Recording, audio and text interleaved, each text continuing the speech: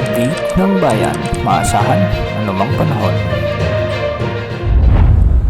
Magandang oras po sa ating lahat. Narito ang update sa lagay ng panahon ngayon at sa susunod na 24 oras. Sa kasalukuyan ay may mga pag-ulan pa ring nararanasan ang ilang bahagi ng ating bansa dahil sa umiiral na southwest monsoon o habagat at ng mga localized thunderstorms.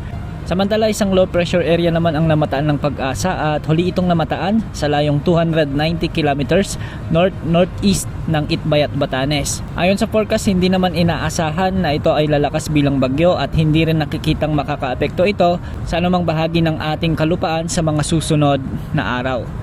Samantala, magiging bagyang maulap hanggang sa maulap naman ang mga kalangitan na may mga kalat-kalat na pag-ulan at pagkidlat pagkulog ang aasahang panahon sa may Batanes at Babuyan Islands. Posible ang mga pagbaha at pagguho ng lupa, lalo na kung may mga severe thunderstorms. Samantala, dahil naman sa mga localized thunderstorms, asahan ang mga katamtaman hanggang sa malalakas na pag-ulan, pagkidlat pagkulog sa ilang bahagi ng Ilocos Region, lalo na sa Pangasinan, La Union at Ilocos Sur. May mga pag-ulan din sa bahagi ng Cordillera Administrative Region, sa may Kalinga, Apayao, sa may Quirino Province, sa may Nueva Vizcaya at ilang bahagi ng Benguet. Posible rin ang mga pag-ulan sa ilang bahagi ng Central Luzon, sa may Metro Manila, sa may Aurora, sa Northern Quezon at ilang bahagi ng Bicol Region. Dahil pa rin sa mga localized thunderstorms, magiging katamtaman naman ang mga pag-ulan na kung minsan ay may mga malalakas ang pagbuhos sa may Western Visayas at ilang bahagi ng Masbate.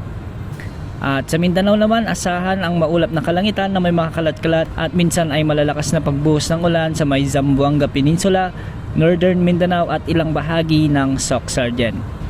Sa ngayon, wala namang nakataas na gale warning sa mga karagatang sakop ng ating bansa, kaya malaya ang ating mga kababayang mangingisda at may maliliit na sasakyang pandagat na pumalaot sa anumang bahagi ng ating karagatan. Mula sa araw na ito hanggang sa susunod na linggo ay wala namang inaasahang bagyo na posibleng mabuo at makaapekto sa ating bansa, kaya asahan pa rin ang magandang panahon hanggang sa susunod na linggo. Yan ang update sa lagay ng panahon. Ito po ang weather update ng bayan, maaasahan anumang panahon.